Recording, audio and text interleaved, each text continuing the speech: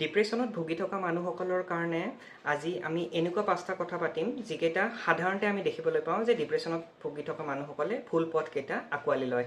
তাৰে ভিতৰত প্ৰথমটো হৈছে কি আইচলেশ্যন, নিজকে সকলোৰ পৰা আঁতৰাই ৰখা, মানুহৰ লগত মিলা মিছা কৰাটো বন্ধ কৰি দিয়া। দ্বিতীয়তে নিচাযুক্ত পদাৰ্থৰ সেৱন বা ছাবষ্টেন্স ইউজ।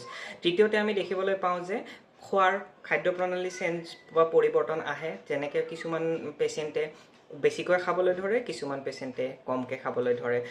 টোপনি মাৰাৰ ক্ষেত্ৰতো বহুখিনি পৰিৱৰ্তন দেখিবলৈ পোৱা যায়, যেনেকৈ কিছুমান মানুহৰ টোপনি অতিমাত্ৰা বেছি হৈ যায়, তেওঁলোকে বেছিকৈ টোপনি মাৰে, আৰু কিছুমান মানুহৰ টোপনিৰ মাত্ৰাটো অতিকৈ কমি যায়, তেওঁলোকে টোপনি মাৰাটো বন্ধ কৰি দিয়ে। আৰু লগতে দেখিবলৈ পোৱা যায় যে যিবোৰ আমি ৰিস্ক টেকিং বিহেভিয়াৰ বুলি কওঁ, যেনেকুৱা তীব্ৰ গতিত গাড়ী চলোৱা বিহেভিয়াৰবোৰ বাঢ়ি যোৱা দেখিবলৈ পায়। গতিকে আশা কৰিছোঁ আমি এনেকুৱা ধৰণৰ আনহেল্ডি পথৰ পৰা আঁতৰি থাকিম, আৰু যেতিয়া আমি এনেকুৱা ধৰণৰ ডিপ্ৰেছনৰ লক্ষণ দেখিবলৈ পাওঁ এজন চাইকিয়াট্ৰিষ্টৰ ওচৰ